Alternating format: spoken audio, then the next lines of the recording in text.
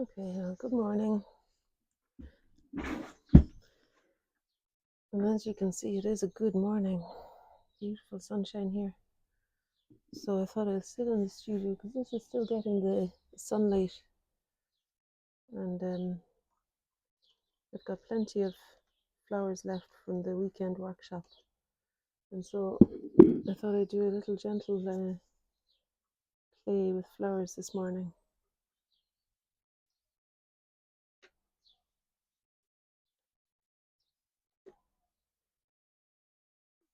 And the plan is to I just gathered a few things around me kind of randomly, really, looking at the colours of the flowers, but they're all different kind of materials and things. So it's all a bit of an experiment. I mean, there's this, the green that's coming in. Oh, it's chalk pastel really, but I feel like that's there somewhere in the mix. And got quite a bit of collage too that I'm gonna use, like already in the pot. I could just tear off where the daisy extends over the pot there, couldn't I?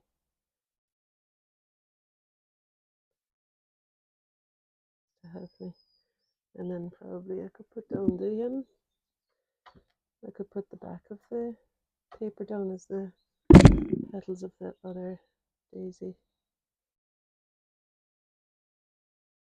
extending over there.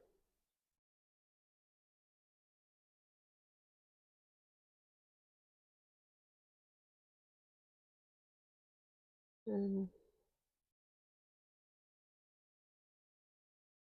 I think there too. I'm just kind of finding my way gradually. And then what I thought, Susan gave me this alcohol ink. It's green, apple green, so I'm going to see what that does now with the water. Well, it's quite a blue-green colour, isn't it? Just something to begin explaining those leaves. I don't know what, this is rainforest green. Quite a bit darker.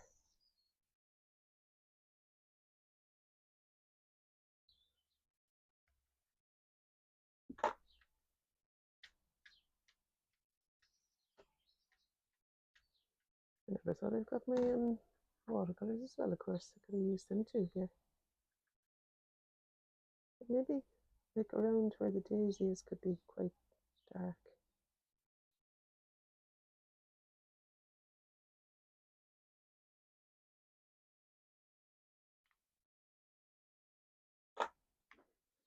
And then maybe do a wash of something.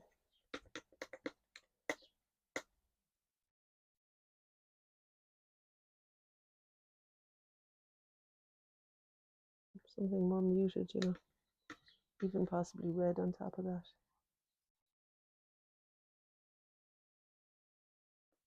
To soften the greens a little bit.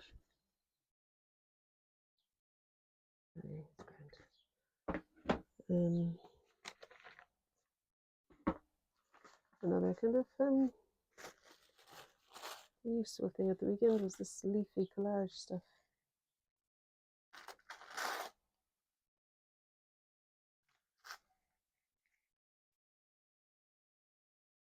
I could do as a background. I suppose I could put some glue on it. It almost sticks on its own, really. I just want something to explain the rough foliage, some sort of thing. It doesn't have to be particularly exact, thankfully. And even up here too, behind the foxglove, there's some foliage there as well.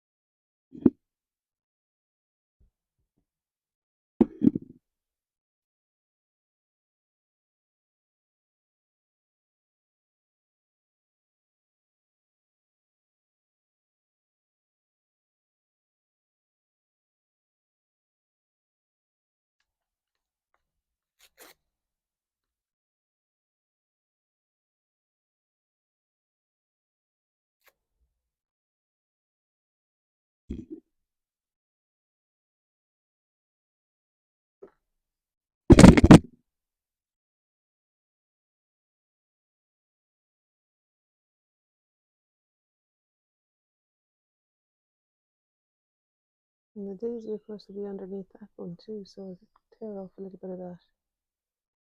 Maybe add it on somewhere else.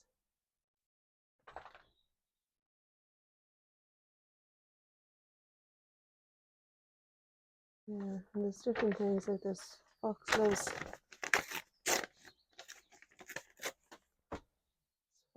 extending out there. I'm going to lift this so that it goes beyond the page.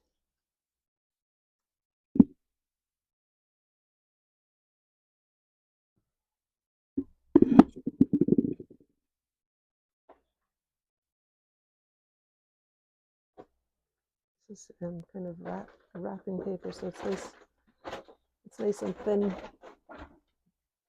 Maybe just lay down somewhere. I'm just going to put that underneath it because it's going to stick to the table otherwise. Just let it stick to a bit of paper instead. And I mean, there's foxgloves in a few places. And I think I'll explain with this collage. Can you see it? There. Can't see it with the shadow. Anyway, look at it. It's kind of pleasing to me to explain the foxgloves. Some of them are out there, but I think there's one here. And even like this lovely thing is going to need to move again because it's a satisfying piece of foliage, and I think it's not sitting there so much as out further now that the foxgloves are coming into the picture. I mean, there's a touch of it above there, maybe. I could put the green there, and then this other one can go up there, maybe.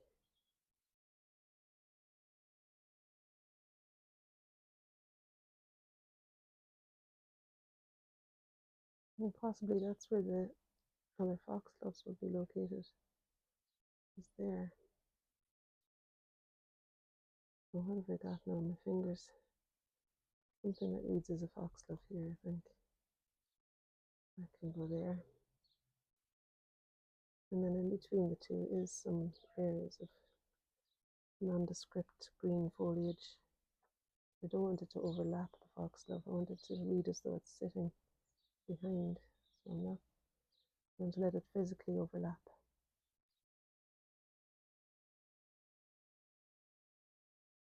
Another little bit of green. I put it there.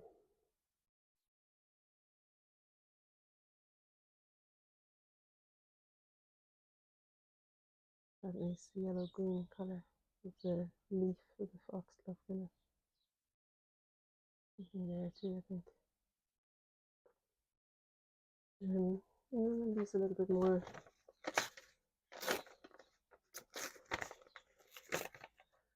to describe the other foxglove as well. That's sitting over the top of that one. And that bit of card is still sitting underneath, so it's sticking to that rather than to the table, hopefully. And we know that there's always the option of drawing with a line. You know, we could draw with an ink line to connect some of these if we wanted to. Yeah, there's always options. And I'm going to put something in the center of that daisy and then just begin explaining it. Maybe, well, why don't I do the purple first? I don't know if this is going to be satisfying for that lovely bright delphinium, but it can be a starting point anyway. It's a purple, so it'll be something similar, and it might work for the muted mid-tone of it. And then I could always put some collage or ink or something over the top. It's quite a dominant colour, isn't it? Maybe some of those little flowers in the distance. Maybe some of those little flowers in the distance have some of that in them. More so than the delphinium does, really. Just use some water to soften them a touch. And there's one over here too. I mean, I could actually take off quite a bit of that paint. I think I will. I've got a rag. I'll just lift off.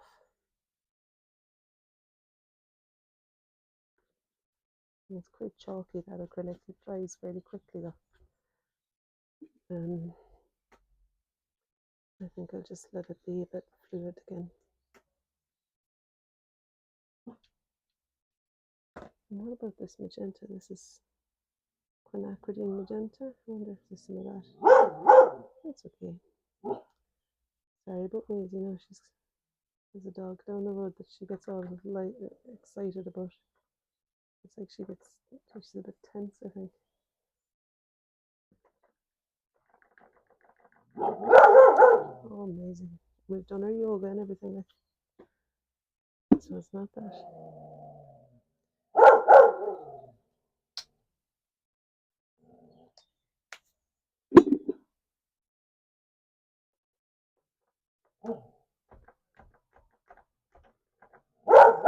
Oh, Maisie, come here.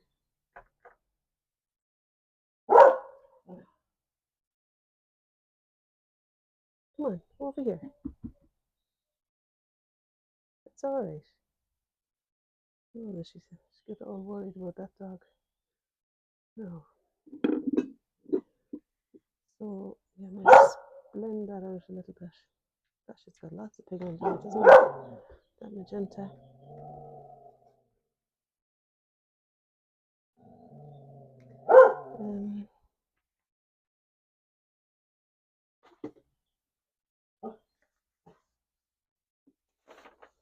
I think again there's some nice purples in the collage papers that I could employ to make the delphinium happen more convincingly there.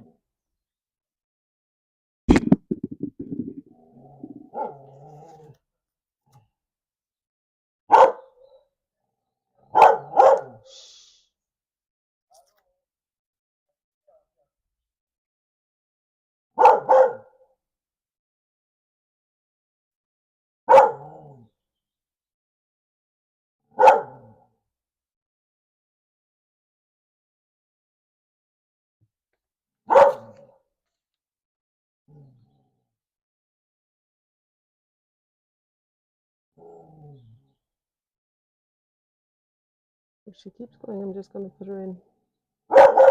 Okay, she needs to win. I'll come back in a second, part 2.